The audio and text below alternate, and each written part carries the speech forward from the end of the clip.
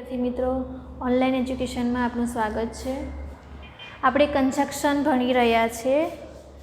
આગળ કેટલાક કંજક્શન જોયા, એના પછીનું કંજક્શન આવે છે સો ધેટ। સો ધેટ એટલે એનો મતલબ થાય છે કે જેથી કોઈ કામ કરીએ, શા માટે એ કામ કરીએ, કોઈ પણ કામ કરવા માટે, કોઈ ક્રિયા કરવા માટે આપણે એની પાછળનો એક હેતુ હોય છે। એ હેતુ સિદ્ધ કરવા માટે આપણે કોઈ બી કામ કરતા હોઈએ છીએ, બરાબર।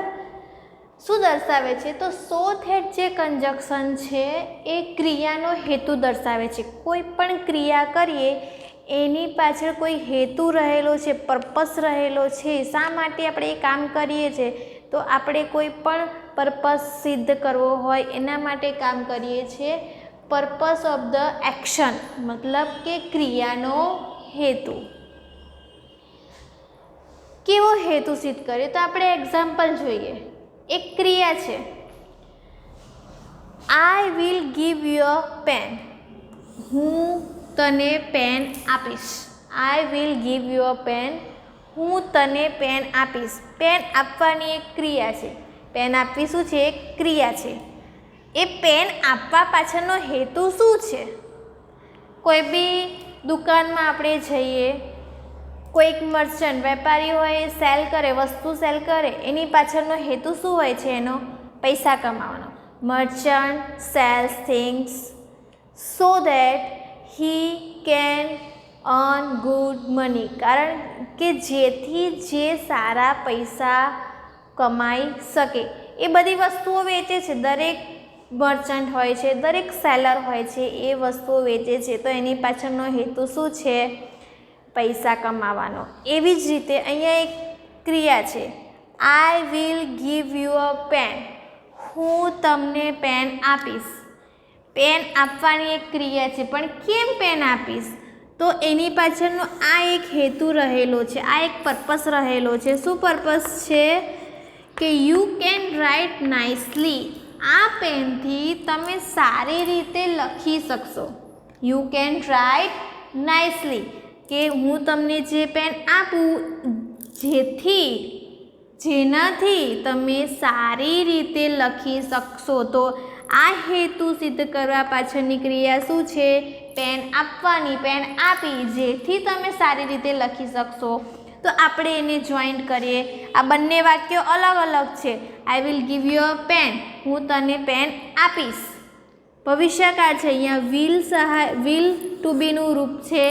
तो आ वाक्य कया काळनुं छे? कया टेन्सनुं छे? फ्यूचर टेन्सनुं छे, भविष्यकाळनुं छे। पेन आपीश जेथी तमे लखी शकशो। अहींया केन नो उपयोग कर्यो छे। केन नो मतलब आपणने खबर छे के ए काम करवा माटे तमे सक्षम छो, करी शको छो। केन आपणे वर्तमान काल में एटले के प्रेजेंट टेन्स में उपयोग करी सकीए छीए अने फ्यूचर टेन्स में उपयोग करी सकीए छीए। पण ज्यारे आपणे भूतकाळ में पास्ट टेन्स में आपणे उपयोग करवो होय तो केन नुं शुं थई जशे? पास्ट फॉर्म कुड लखाय। पण अहींया आपणे भविष्यकाळ छे एटले अहींया आपणे केन लखी सकीए छे। तो आपणे आ वाक्यने जॉइंट करीए सेनाथी? सो धैट कंजक्शन थी। तो I will give you a pen, हूँ तने पेन आपीश जेथी, सो धैट जेथी यू केन राइट नाइसली, तमे सारी रीते लखी शकशो। एमां पहेलुं वाक्य तो एनुं ए ज लखवानुं। बीजा वाक्यमां ज्यारे वच्चे आपणे कंजक्शन सो धैट लखीए छीए एना पछी शुं आवे छे? कर्ता आवे छे। कर्ता पछी तमारुं मेन क्रियापद राइट लखवानी क्रिया एटले के मूळ क्रियापद आवे छे, बराबर। बीजो एक्जाम्पल जोईए। Suman will get up early. Suman will get up early. Suman जल्दी उठवानो छे के उठवानी छे। सुमन अहींया गर्ल छे तो सुमन जल्दी उठवानी छे। केम? उठवा पाछळनुं कारण शुं छे? हेतु शुं छे? पर्पस शुं छे? तो शी केन स्टडी। કે જેથી તે સ્ટડી કરી શકે. તો આપણે અહીંયા વાક્ય બનાવીએ. Suman will get up early so that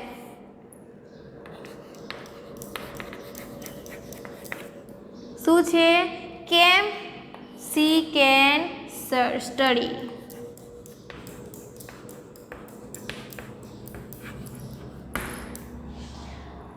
next example જોઈએ. Please take rest. મહેરબાની કરીને આરામ કરો. You are fit for the test tomorrow. શું કહે છે?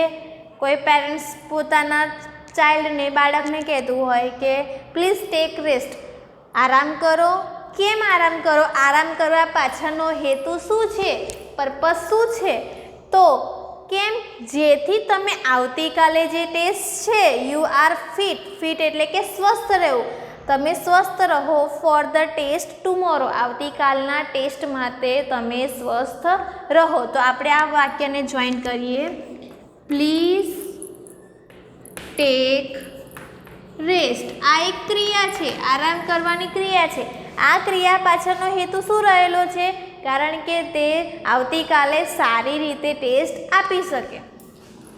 સો that you are fit for the test tomorrow. બરાબર. અહીંયા પણ જોયું આપણે કે સો ધેટ પછી શું છે? કર્તા, કર્તા પછી ટુ બીનું રૂપ અને એના પછી આવે છે ફિટ, ફિટ રહેવાની ક્રિયા, મુખ્ય ક્રિયાપદ. Mohan will come early. Mohan જલ્દી આવવાનો છે. બરાબર. He can get ready. કેમ જલ્દી આવવાનો છે? જલ્દી આવવાનો તો છે. એ જલ્દી આવવા પાછળનો પર્પઝ શું છે? એનું મુખ્ય કારણ શું છે? તો કારણ કે જેથી તે જલ્દી રેડી થઈ શકે, તૈયાર થઈ શકે. તો Mohan will come early so that he can get ready. Next છે please dictate slowly.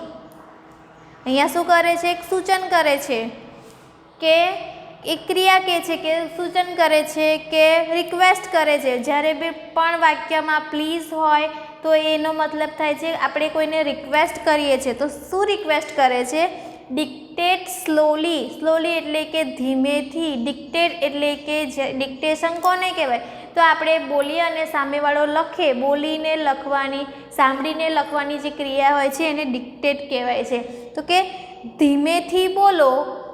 We can write correctly. અમે સાચી રીતે લખી શકીએ. કરેક્ટલી એટલે કે સાચી રીતે. તો શું કહે છે? Please dictate slowly. ધીમેથી બોલો જેથી અમે સાચી રીતે લખી શકીએ.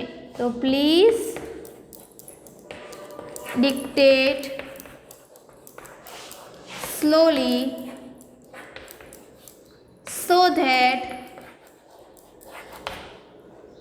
we can write correctly. તો વિદ્યાર્થી મિત્રો, આપણે અહીંયા દરેક વાક્યમાં જોયું. પહેલું વાક્ય હોય છે હંમેશા તમને ફ્યુચર ટેન્સમાં આપેલું હોય છે કાં તો પ્રેઝન્ટ ટેન્સમાં.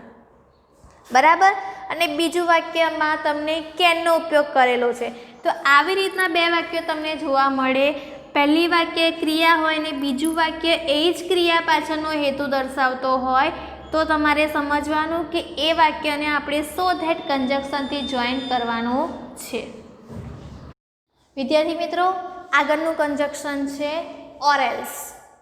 ઓર એલ્સ એ આપણે આગળ જે ભણી ગયા ઓર અને અધરવાઇઝ એના જેવું જ છે. એનું સિમિલર કન્જક્શન છે. તમે ઓર મૂકો, અધરવાઇઝ મૂકો કે ઓર એલ્સ મૂકો, તમને એક્ઝામમાં આ ત્રણમાંથી કોઈ એક કંજક્શન આપે કે આ વાક્યમાં આ કંજક્શનથી વાક્ય જોઈન કરો, કાં તો ઓર આપશે, કાં તો અધરવાઇઝ આપશે, કાં તો ઓર એલ્સ આપશે.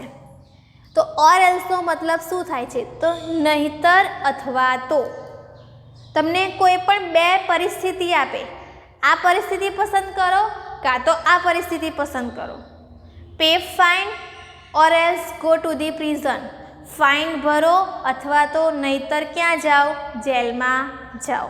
કે તમને એ બે વિકલ્પ તમારી સામે મૂકે છે કે તમે કાં તો પૈસા ભરી દો કાં તો તમારે ક્યાં જવું પડશે? જેલમાં જવું પડશે. આપણી સામે બે વિકલ્પ મૂકે છે, એ બે વિકલ્પમાંથી એક વિકલ્પ પસંદ કરવો છે, એક ઓપ્શન પસંદ કરવો છે. તો એ ઓપ્શન પસંદ કરવા માટે આપણે ઓર એલ્સથી વાક્ય જોઈન કરવાનું છે.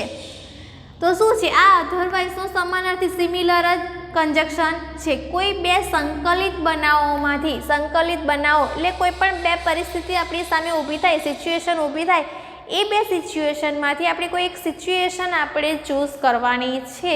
તો એ સિચ્યુએશન ચૂઝ કરવા માટે આપણે ઓર એલ્સથી વાક્યને જોઈન કરવું પડે. એક્ઝામ્પલમાં જોઈએ, પે ફાઇન. પે ફાઇન એટલે કે પે એટલે કે ચૂકવવું, ફાઇન એટલે કે દંડ, દંડ ચૂકવો. Go to prison. ગો એટલે કે જાઓ, પ્રિઝન એટલે કે જેલ. તો ક્યાં જાઓ? જેલમાં જાઓ. તમારી પાસે બે ઓપ્શન છે. એક ઓપ્શન તમારા હિતમાં છે, બીજો ઓપ્શન તમારા હિતમાં નથી. તમે ફાઇન પે પર કરવાનું પસંદ કરશો કે જેલમાં જવાનું પસંદ કરશો? તમારી સામે બે ઓપ્શન મૂકે છે, કાં તો ફાઇન કરો પે કાં તો જેલમાં જાઓ. એટલે તમારી સામે તમને બે ઓપ્શન મૂકી, એક તમારા હિતમાં હોય અને એક તમારા વિરુદ્ધમાં હોય. તો એ બંને જે સિચ્યુએશન છે વિરુદ્ધ હોય છે, એમાંથી તમારે એક પસંદ કરવાની છે, ચૂઝ કરવાની છે. તો એને આપણે ઓર એલ્સથી જોડવાની છે. તો શું છે? તો pay fine or else. Or else પણ મૂકી શકો, અધરવાઇઝ પણ મૂકી શકો કે pay fine otherwise go to prison. Pay fine or else go to prison. Pay fine or go to prison. કે ફાઇન ભરો અથવા તો ક્યાં જાઓ? જેલમાં જાઓ. બીજું વાક્ય છે, રીચ ઓન ટાઈમ. ટાઈમ ઉપર પહોંચો. Rich on time. રીચ એટલે પહોંચવું, ટાઈમ એટલે કે સમય ઉપર. ઓન ટાઈમ સમય ઉપર કે સમયે. You miss your dinner. તમે તમારું ડિનર ચૂકી જશો. બરાબર? તો તમારી સામે બે સિચ્યુએશન છે કે ટાઈમ પર પહોંચો અથવા તો ડિનર મિસ કરો. તો આપણે શું લખીશું? Reach on time or else you miss your dinner. You should work hard. તમારે વધારે મહેનતની જરૂર છે. You should. Should a should a શું છે? મોડેલ વર્બ છે, ઓક્ઝિલરી વર્બ છે. એનો મતલબ થાય કે આપણને સૂચન કરે છે, સજેસ્ટ કરે છે કે તમારે આ કામ કરવું જોઈએ. કોઈ તમને સલાહ આપે છે, સૂચન આપે છે કે યુ શુડ વર્ક હાર્ડ. તમારે વધારે મહેનત કરવી જોઈએ. અથવા તો શું થશો? ફેલ. You will fail. તો આપણે એને જોઈન કરીએ. You should work hard. જો નહીં કરો તો શું થશે? You fail. બરાબર? અહીંયા આગળ કરતાં એક જ વખત મૂકવાનો છે, work hard or else fail. કાં તો મહેનત કરો કાં તો ફેલ થાવ. મહેનત કરો નહીં તો શું થશે? તમે ફેલ થઈ જશો. Please sit silently. આગળનું એક્ઝામ્પલ છે. શું કહે છે? તમને રિક્વેસ્ટ કરે છે કે પ્લીઝ સિટ સાયલેન્ટલી. શાંતિથી બેસો. The teacher will get angry. નહીંતર ટીચર શું થશે? ગુસ્સે થશે. બરાબર? તમને એક ઓપ્શન આપે છે કે શાંતિથી બેસો. જો શાંતિથી નહીં બેસો તો ટીચર શું કરશે? એંગ્રી થશે. તો તમે શું પસંદ કરશો? સીટ સાયલેન્ટલી એટલે કે સાયલેન્ટ બેસવાનું પસંદ કરો. તો પ્લીઝ સીટ સાયલેન્ટલી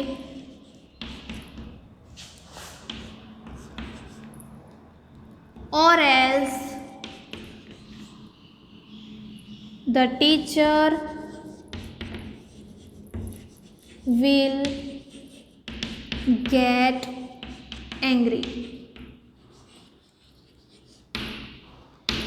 સાયલેન્ટલી ચૂપચાપ બેસો, નહીતર ટીચર શું થશે? ગુસ્સે થશે. Do not talk in the library. આપણે લાઇબ્રેરીમાં અવાજ કરવાનો હોય નહીં. લાઇબ્રેરીમાં કેવું રહેવાનું હોય? ચૂપ રહેવાનું હોય. એટલે તમારી પાસે એક વિકલ્પ આપે છે, તમને એક ઓપ્શન આપે છે, do not talk in the library. લાઇબ્રેરીમાં વાત કરશો નહીં. You will be ask to leave. તમને બહાર કહેવામાં આવશે. You will be ask to leave. આ વાક્ય પોઝિટિવ છે, એક્ટિવ નથી. તમને બહાર જવા માટે કહેવામાં આવશે. કોના દ્વારા? લાઇબ્રેરિયન દ્વારા. અહીંયા બાય લાઇબ્રેરિયન લખ્યું નથી, પણ તમને બહાર લાઇબ્રેરીમાં બેઠા હોય તો આપણને કોણ બહાર કાઢે? લાઇબ્રેરિયન. તો you will be ask to leave. તમને બહાર કહેવામાં આવશે, જવા માટે કહેવામાં આવશે. તો તમને બેમાંથી એક પસંદ કરવામાં આવશે. તો તમારે ઓર એલ્સથી વાક્ય જોડવાનું. Do not talk in the library or else નહીતર શું થશે? You will be asked to leave. તમારે બહાર જવું પડશે. તો આપણે અહીંયા દરેક વાક્યમાં જોયું, બે આપણને સિચ્યુએશન આપે છે, બે ઓપ્શન આપે છે. બે ઓપ્શન કેવા હોય છે? એકબીજાથી વિરુદ્ધ હોય છે. એક આપણા હિતમાં હોય છે અને એક આપણા હિતમાં હોતું નથી. તો બરાબર. તો એ બે ઓપ્શનને જોઈન્ટ કરવા માટે આપણે કયા કન્જક્શનનો ઉપયોગ કરીશું? ઓર એલ્સનો ઉપયોગ કરીશું.